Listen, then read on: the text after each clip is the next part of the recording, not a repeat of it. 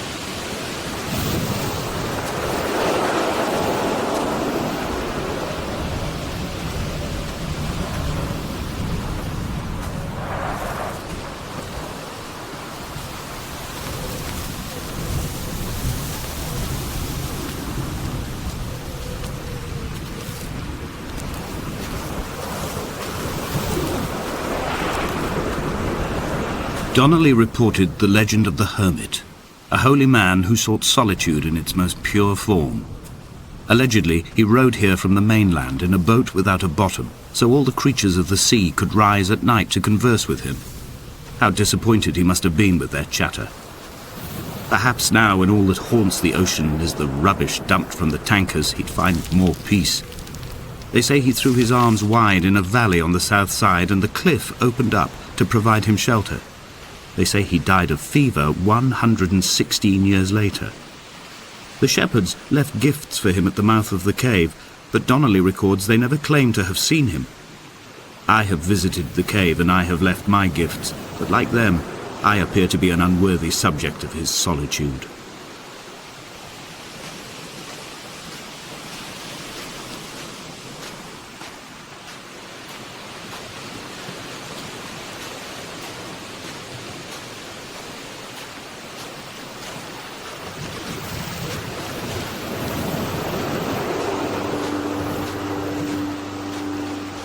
Those islands in the distance, I am sure, are nothing more than relics of another time, sleeping giants, somnambulist gods laid down for a final dreaming. I wash the sand from my lips and grip my wrist ever more tightly. My shaking arms will not support my fading diaries.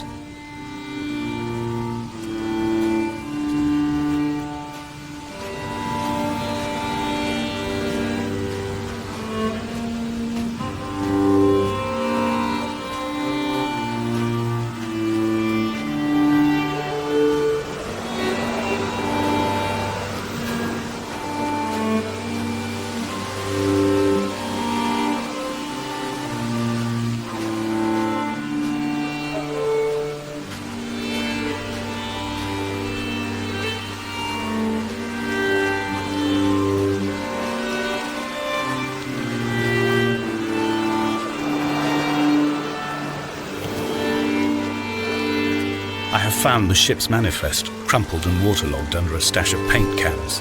It tells me that along with this present cargo, there was a large quantity of antacid yogurt bound for the European market. It must have washed out to sea. God knows there are no longer gulls or goats here to eat it.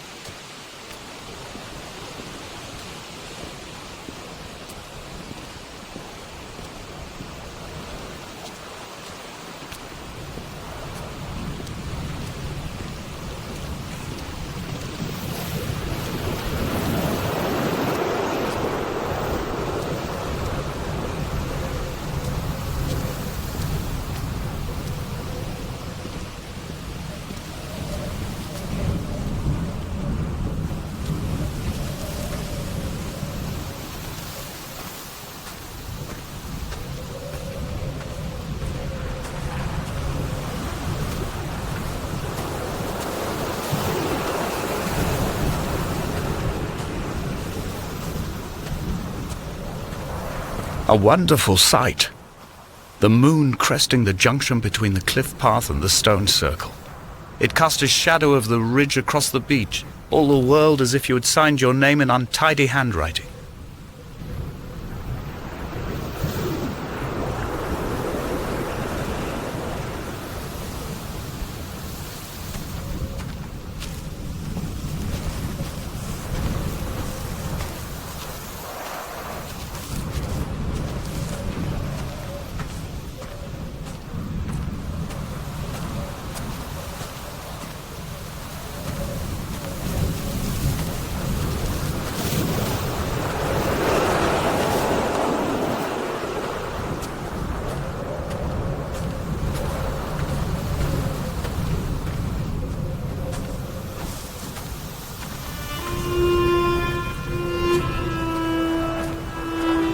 When someone had died or was dying, or was so ill they gave up what little hope they could sacrifice, they cut parallel lines into the cliff, exposing the white chalk beneath. You could see them from the mainland or the fishing boats, and know to send aid or impose a cordon of protection, and wait a generation until whatever pestilence stalked the cliff paths died along with its hosts. My lines are just for this, to keep any would-be rescuers at bay. The infection is not simply of the flesh.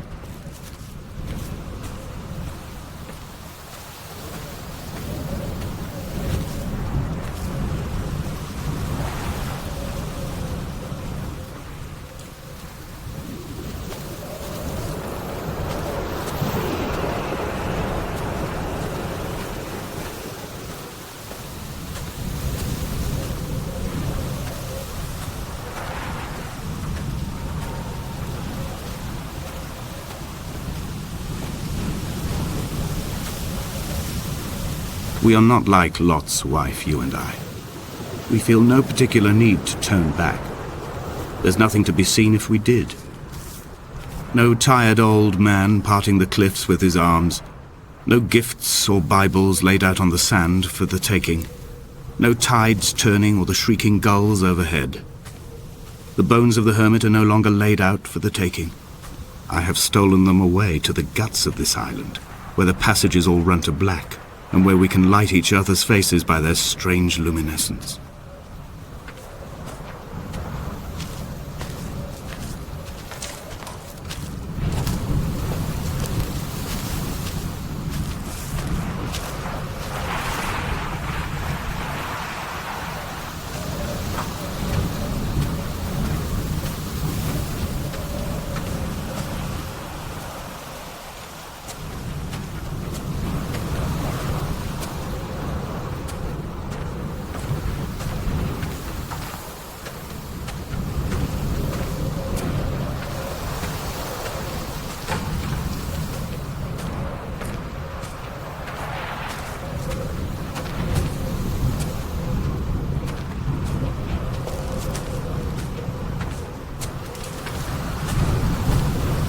Dear Esther, I met Paul. I made my own little pilgrimage.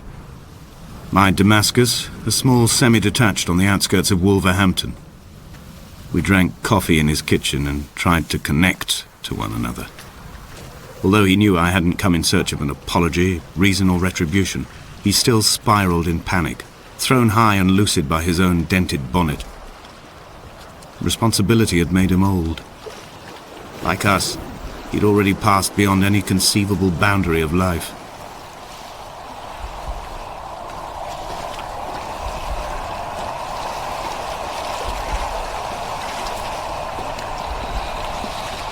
I find myself increasingly unable to find that point where the hermit ends and Paul and I begin. We are woven into a sodden blanket, stuffed into the bottom of a boat to stop the leak and hold back the ocean. My neck aches from staring up at the aerial. It mirrors the dull throb in my gut where I am sure I've begun to form another stone. In my dreams, it forms into a perfect representation of Lot's wife, head over her shoulder, staring along the motorway at the approaching traffic in a vacuum of fatalistic calm.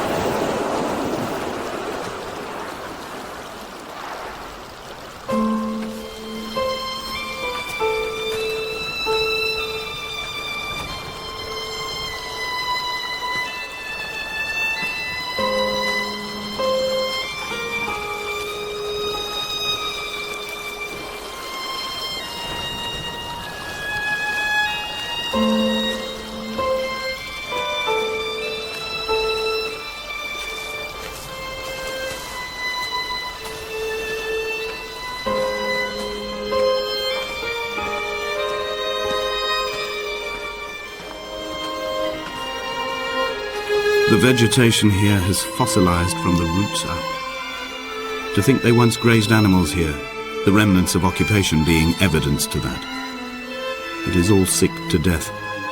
The water is too polluted for the fish, The sky is too thin for the birds, and the soil is cut with the bones of hermits and shepherds. I've heard it said that human ashes make great fertilizer, that we could sow a forest from all that is left of your hips and ribcage, with enough left over to thicken the air and repopulate the bay.